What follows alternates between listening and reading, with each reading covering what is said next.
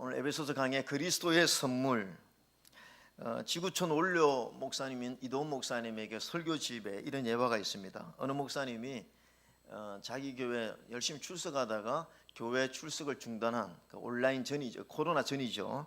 그 출석을 중단한 성도에게 교회 나오라고, 왜 출석을 중단하고 신앙생활을 안 하고 있냐고 이렇게 하니까 그분이 목사님에게 문자를 보내왔는데, 목사님, 진정한 신앙생활을 위해 꼭 예배에 출석해야 하고 교회 봉사를 해야 할까요? 저는 요즘 교회 안 나가도 저 혼자만의 하나님과의 관계 유지를 통해 믿음의 삶이 가능한가를 실험하고 있는 중입니다. 목사님, 정말 교회 없는 신앙생활은 불가능한 것입니까? 이렇게 질문을 했습니다.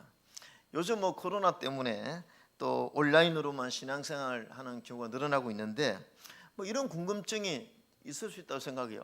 꼭 교회 나가야만이 내가 신앙생활을 하는 것인가? 근데 이 목사님이 다시 이렇게 답신을 썼습니다. 이렇게 쓰셨다고 합니다. 불가능한 것은 아닙니다. 그러나 형제님, 이런 경우를 상상해 보십시오. 군대에서 훈련이나 소집에 불응하는 군인이 정상일까요? 세금을 내지 않고 투표하지 않는 시민을 정상이라고 할 수 있을까요? 베이스 캠프 없이 등정하는 등산가가 정상일까요? 병원이 없이 치료를 구하는 환자가 정상일까요? 학교나 스승이 없는 학생이 정상일까요? 벌집이 없이 날아다니는 벌이 정상일까요? 팀을 생각하지 않는 축구 선수가 정상일까요? 이렇게 답신을 보냈다고 합니다. 여러분, 왜 오늘 제 서두에 이 예화를 여러분이 소개하느냐 하면, 에베소서 4장이 교회 없이 신앙생활이 가능할까요? 라고 질문하는 자에게 정확한 성경적 답을 제시하고 있기 때문이죠. 여러분, 저는 요즘 참 이 코로나 기간에 여러분 많이 힘들고 어려운데 위로 주제 설교, 여러분에게 막 격려하는 그런 설교를 하면 좋겠는데, 에베소서의 말씀을 전하면서 그런데 어떤 면에서 힘들고 어려울 때마다 저는 신앙의 기본으로 돌아가자, 하나님이 우리에게 원하시는 신앙이 무엇인지를 깨닫는 것이 저는 더 중요하다고 그렇게 믿습니다. 자, 그런 의미에서 여러분, 지난주에 하나님 우리를 구원해 주셨어요. 그럼 이제 부르심에 합당한 삶이 무엇입니까? 여러분, 지난주 뭐라고 그랬죠? 우리를 불러주셨는데 그 부르심에 합당한 삶이 성령의 하나 되게 하신 것을 힘써 지키라. 그렇죠? 하나 되게 하신 것을 힘써 지키라는 것입니다. 여러분, 4절에도 보면 몸이 하나요 성령도 한 분이시니 이와 같이 너희가 부르심의 한 소망 안에서 부르심을 받았느니라, 이렇게 말씀합니다. 여러분, 하나 되게 하셨다. 여러분, 하나 되게 하신 것이 무엇입니까? 우리 하나님이 하나 되게 하신 것이 무엇입니까? 그는 몸이라고 그랬죠. 공동체입니다. 교회입니다. 여러분, 우리 하나님의 교회를 누가 만드셨습니까? 한국에 수많은 교회가 있는데 그 교회는 누가 만드셨습니까? 우리가 그리스도 안에서 한 가족이 되게 하신 분은 누구십니까? 그것은 하나님이, 성령님이 하나 되게 하셨다는 것입니다. 이게 놀라운 말씀 아닙니까? 여러분, 우리가 같은 교회에서, 오늘 우리 하나님의 성도님들, 우리가 같은 교회에서 만나서 신앙생활 하게 된 것, 우리가 이거 계획한 거 아니라는 거예요.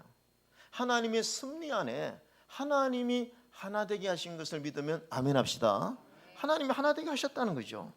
자, 그런데 하나 되게 하신 것을 힘써 지키라, 이것이 부르심에 합당한 삶인데, 이 하나님의 명령은 어떤 분에게는 아주 어려운 일일 수 있다는 것입니다. 심지어 어떤 분에게는요, 굉장히 가혹한 것이 될 수가 있습니다.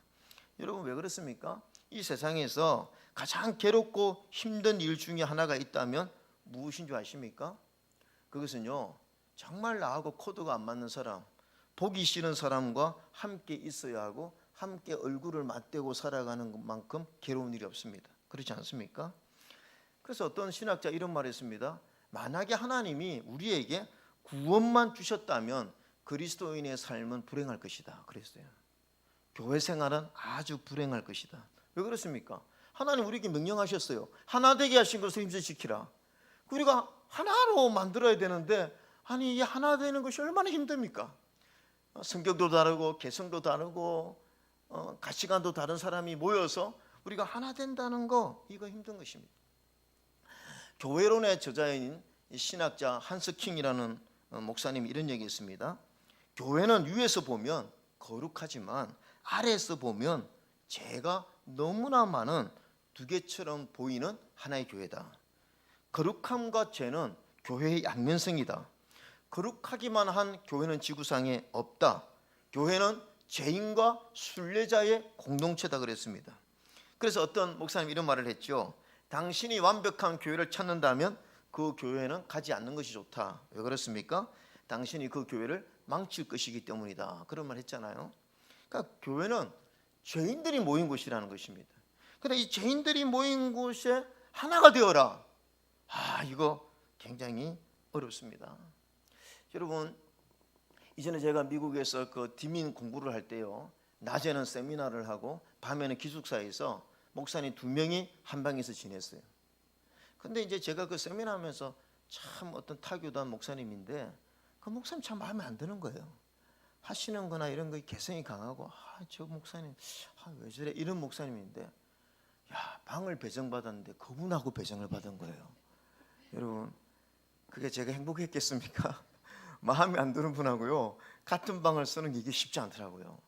여러분, 우리 여전도에서 수련을 갔다 한번 생각해 봅시다. 뭐 이제 코로나 끝나면 이제 막 그런 이제 기회를 가져야죠. 근데 평소에 저 권사님 참 안 드는 분이 있다고 생각해 봅시다.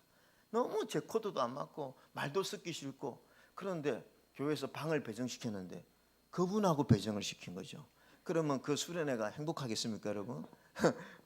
그렇죠. 그러니까 이게요, 하나가 된다는 것이 굉장히 어렵다는 것입니다. 그러면 왜 하나님은 우리 보고 하나 되게 하신 것을 힘써 지키라, 이런 힘든 명령을 우리에게 하셨겠냐는 거죠. 근데 오늘 제 결론이 뭐냐면 하나님이 교회가 하나 되기 위해서 우리에게 주신 선물이 있다는 것입니다. 선물. 오늘 첫 번째입니다. 교회를 세우시기 위하여 우리에게 성령의 은사를 선물로 주셨다는 것입니다. 자, 7절 한번 읽어보겠습니다. 7절 시작. 우리 각 사람에게 그리스도의 선물의 분량대로 은혜를 주셨나니. 여러분, 여기에서 이 은혜는요 은사입니다. 우리가 구원받는 그 속의 은혜를 말하는 게 아니에요. 우리 각자에게 주신 하나님의 은사를 말하는 것입니다. 하나님은 우리 각 사람에게 그리스도의 선물의 분량대로 은사를 주셨다는 것입니다. 성령의 은사입니다. 여러분의 성경은요 이 은사에 대해서 수십 가지의 은사가 있다고, 하나님 우리에게 주신 은사가 있다고 말씀드리는데, 제가 오늘 이 은사에 대해서 말씀을 전하니까 이 은사의 종류 3가지 말씀드릴게요. 성경에 나타나는 은사는요 3가지의 종류가 있습니다. 첫 번째, 섬기는 은사가 있습니다. 이거 뭐냐면 봉사와 격려를 베푸는 사역에 필요한 은사입니다. 두 번째는 말하는 은사가 있어요. 막 가르친다든지, 저처럼 말씀을 가르친다든지, 또 예언한다든지, 하나님의 뜻을 선포하는 이런 은사가 있고요. 세 번째는 표적의 은사가 있습니다. 이게 뭐냐면 막 하나님의 치유, 능력, 기적 이런 걸 일으키는 은사를 말하는 거죠. 자, 보세요. 하나님이 오늘 예수 믿고 구원받은 저와 여러분 각 사람에게, 보세요, 각 사람에게입니다. 여러분, 특별한 사람이 은사를 받는 게 아니에요. 구원받은 하나님의 자녀들 여러분 각자에게 하나님이 은사를 주셨다고 했습니다. 두 번째, 선물의 분량대로, 그러니까 사람마다 받은 은사의 분량이 틀립니다. 세 번째, 주셨으니 그랬습니다. 내가 만드는 거 아니에요. 하나님이 주신 것을 받는 것입니다. 그런데 여기서 은사가 무엇입니까? 많은 사람들이 재능과 은사를 혼돈합니다. 우리 보통 재능 있잖아요. 사람마다 다 재능이 있잖아요. 이 재능이 은사라고 생각하는데 아닙니다, 여러분. 물론 재능과 은사가 비슷한 경우가 많아요. 여러분, 불신자는 은사가 없습니다. 이거는 예수 믿는 사람에게만 주어지는 것이 은사입니다. 예수 믿고 구원받은 하나님의 자녀들에게 하나님이 선물로 우리에게 은사를 주셨기 때문에 이거는 불신자들이 생각하는 재능과 은사가 다른 것입니다. 그러면 이 은사를 하나님이 왜 주셨느냐? 왜 주셨느냐 이거죠. 자, 12절 한번 보겠습니다. 시작. 이는 성도를 온전하게 하여 봉사의 일을 하게 하며 그리스도의 몸을 세우려 하심이라. 예, 하나님이 교회를 하나 되게 하신 것을 임재 지키라 하나님 뜻이죠. 하나 되기 어려운 거예요. 우리 다 죄인들이기 때문에. 그래서 하나님이 각자에게 은사를 주셨어요. 그 은사를 주셔서 그리스도의 몸을, 그리스도의 몸 교회 아닙니까? 교회를 함께 세워나가기 위해서 하나님이 우리에게 은사를 주셨다는 것입니다. 그래서 여러분 베드로전서 4장 10절에 이런 말씀이 있습니다. 각각 은사를 받은 대로 하나님의 여러 가지 은혜를 맡은 선한 청지기 같이 내가 서로 봉사하라. 그 다음에 11절 여러분 한번 읽어볼까요? 시작. 만일 누가 말하려면 하나님의 말씀을 하는 것 같이 하고 누가 봉사하려면 하나님이 공급하시는 힘으로 하는 것 같이 하라.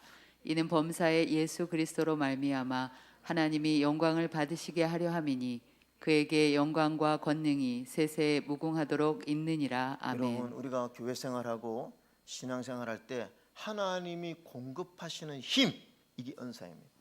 내 힘으로 할 수 없는 거예요. 하나님 우리에게 그 교회를 섬길 수 있는 힘을 주신다는 것입니다. 은사의 특징이 있죠. 내가 좋아하는 일, 그것만 하면 신나는 일, 남이 인정하는 일, 또 열매가 맺히는 것이 은사인데, 참 여러분 어떤 불신자에게요 막 교회 나오라 해도 꿈쩍도 않는 사람이 어떤 집사님이 교회 한번 나오세요? 교회 나오는 거예요. 여러분 이 사람이 어쨌든 전도만 하면 이상하게 교회로 나오는 그런 분이 있습니다. 그 전도의 은사가 있는 분이죠.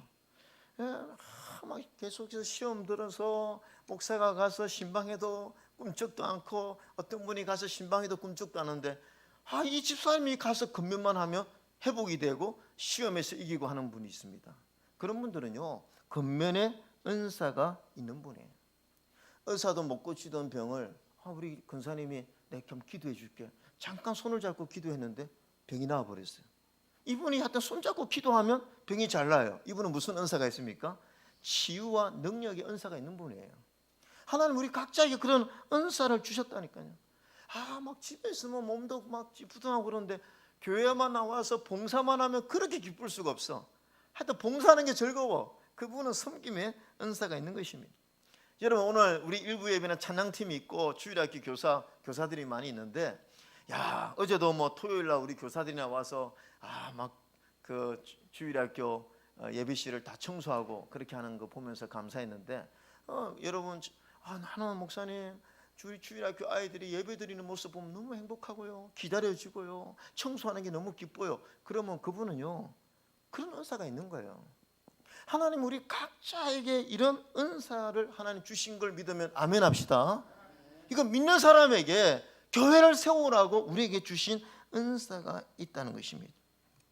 여러분 저는요 이 설교 준비하면서 하나님이 각 성도들에게 은사를 주신 것이 너무 감사해요. 너무너무 감사해요. 말로 표현할 수 없이 감사해요. 왠 줄 아십니까? 만약에 하나님이 여러분에게 구원만 주시고 우리 보고 모여서 목회하라고 그러면 저 목회 못합니다. 하나님 여러분에게 은사를 주셨기 때문에 그 은사로 여러분이 교회 봉사하고 자원해서 섬기기 때문에 교회가 세워지는 거지. 하나님 여러분에게 구원만 주시고 은사 주지 않고 나보고 목회하라고 어떻게 교회가 세워질 수 있겠습니까? 하나님이 여러분 각자 각 심령에게 은사를 주셔서 그 은사를 통해서 여러분이 교회를 세우고 봉사하고 기쁨으로 섬기게 하시니까 하나님 교회가 세워지는 줄로 믿습니다. 그런 의미에서 저는 너무너무 하나님께 감사하다는 거죠. 나는 목사님 특별한 은사가 없어. 그건 믿음이 없는 얘기입니다. 왜? 하나님이 여러분 각자에게 이 은사를 주셨다고 말씀하고 있지 않습니까? 자, 그래서 두 번째, 그러면 성도들은 하나님이 우리 각자에게 주신 직분과 은사를 통하여 교회를 세워야 됩니다. 자, 11절 한번 읽어볼까요? 11절입니다. 시작. 그가 어떤 사람은 사도로, 어떤 사람은 선지자로, 어떤 사람은 복음 전하는 자로, 어떤 사람은 목사와 교사로 삼으셨으니.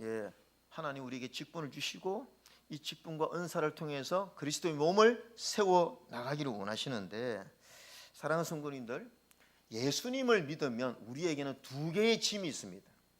하나는 내려놓는 짐이에요. 수고하고 무거운 짐진 자들아 다 내게로 오라, 내가 너희를 쉬게 하겠다. 그래서 우리는 예수 믿고 나면 우리의 이 지약의 짐, 염려의 짐, 근심의 짐을 주님 앞에 내려놓습니다. 우리가 찬송 중에 너 예수께 조용히 나가 내 모든 짐 내려놓고, 우리 모든 짐을 하나님 앞에 내려놓는 거예요. 두 번째 짐이 있습니다. 이건 내려놓는 짐이 아니고요, 내가 져야 될 짐이 있습니다. 여러분, 사도 요한이 베드로가 주님을 배신하고 나서 갈릴리 바닷가에 주님 만나지 않았습니까? 그래서 요한복음 21장 17절에 너가 나를 사랑하느냐? 주님 사랑합니다. 너가 나를 사랑하느냐? 주님 사랑합니다. 또 요한의 아들 시몬아 내가 나를 사랑하느냐? 그러니까 근심하면서 주님 내가 자꾸 주님 사랑한다고 이야기하는데 왜 자꾸 주님 질문하십니까? 이렇게 하니까 주님 뭐라고 그러십니까? 예수께서 이르시되 내 양을 먹이라고 그러지 않습니까? 정말 내가 주님을 사랑한다면 내가 져야 될 짐이 있다는 것입니다. 그게 뭐냐? 사명의 짐이라는 거죠. 그래서 예수 믿는 사람들은 두 가지의 확신을 가져야 됩니다. 구원의 확신과 그 다음에 은사에 대한 확신입니다.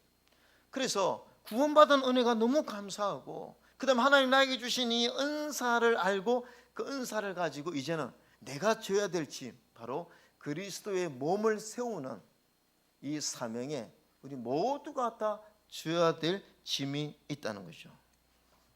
저는요, 저희 은사는 무엇입니까?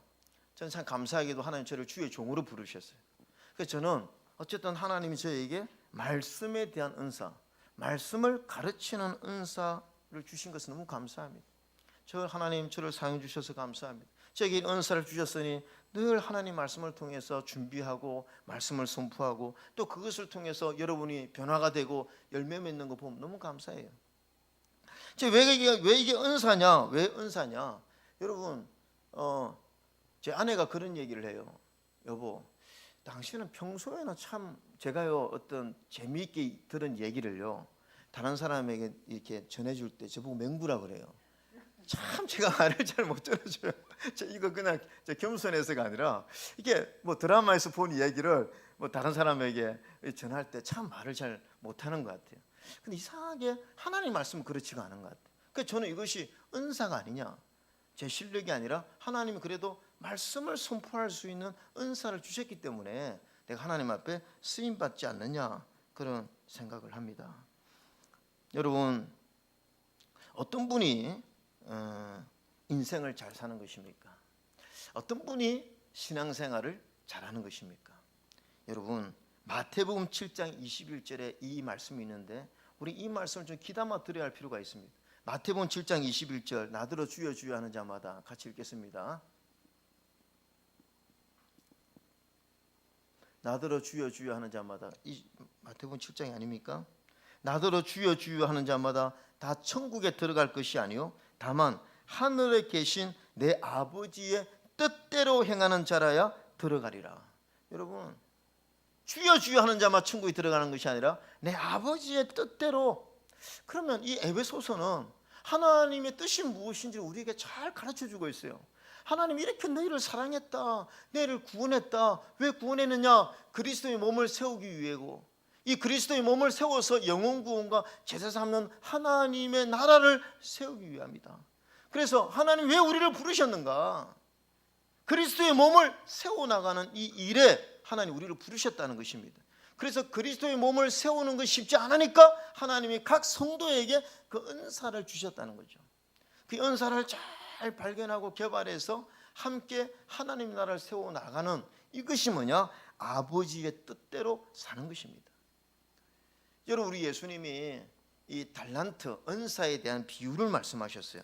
마태복음 25장 14절 15절 한번 읽어볼까요? 마태복음 25장 14, 15 시작. 또 어떤 사람이 타국에 갈 때 그 종들을 불러 자기 소유를 맡김과 같으니 각각 그 재능대로 한 사람에게는 금 5달란트를, 한 사람에게는 2달란트를, 한 사람에게는 1달란트를 주고 떠났더니. 우리 예수님이 이 달란트, 모든 사람에게 재능대로 달란트를 주셨다고 했습니다. 자, 우리 이제 이 달란트 하면요, 우리 주일학교에서 여름 성경학교 할 때 달란트 막 잔치하잖아요. 그래서 아이들에게 막 달란트 줘가지고 선물로 바꾸고 하는데, 사실 주님의 이 비유는 그 당시에 맞지 않는 비유였어요. 현실성이 없는 비유였습니다. 왜냐하면 이 달란트라는 말을 쓰지를 않았습니다.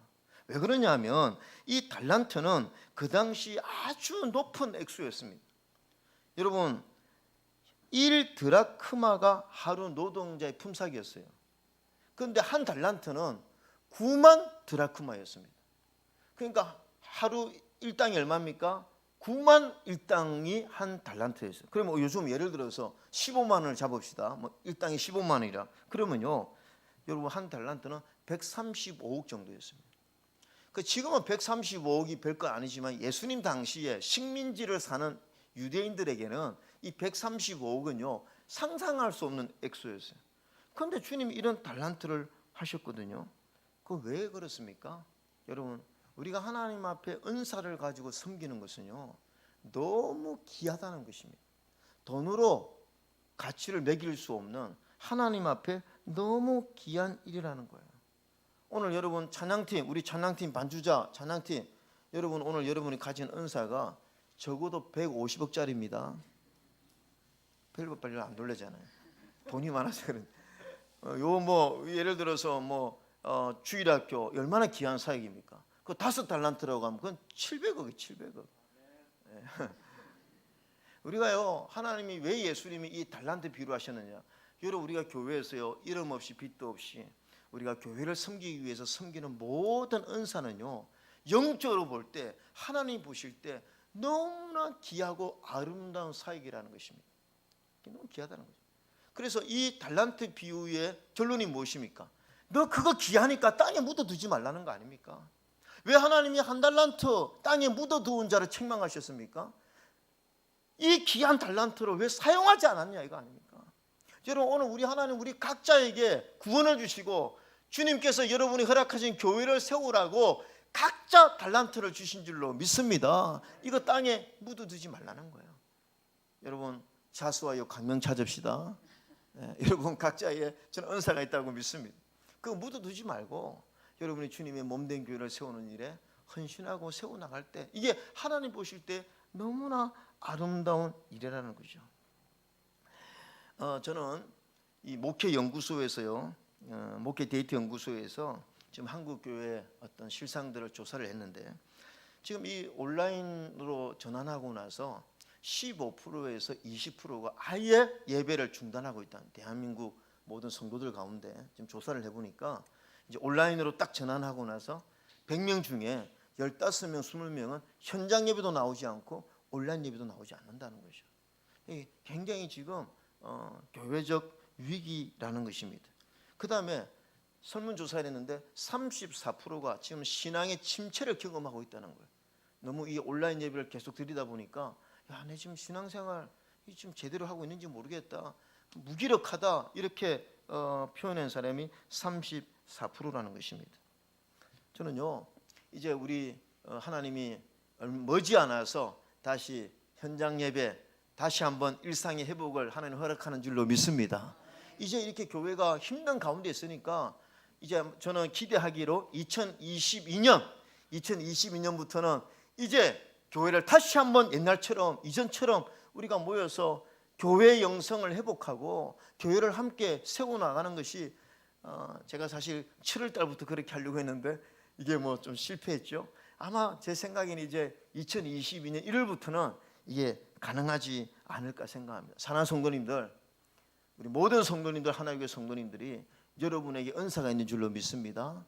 그 은사를 가지고 이제 우리가 새롭게 교회에 헌신하고 우리가 섬기면서 교회를 하나 되게 만들고 건강하게 만들고 그리스도의 몸을 세워나감을 통해서 하나님께서 이 교회를 통해서 하시고자 하는 게 무엇입니까? 영혼 구원입니다. 제사 삼는 것입니다. 선교하는 것입니다. 그 일에 헌신하는 것이 정말 하나님이 우리를 부르신 그 부르심의 목적인 줄로 믿습니다. 그래서 여러분 각 은사를 발견하시고 그 은사를 통해서 하나님 앞에 영광을 돌리는 우리 하나님의 성도 되어지시기를 주의 이름으로 축원합니다. 아멘.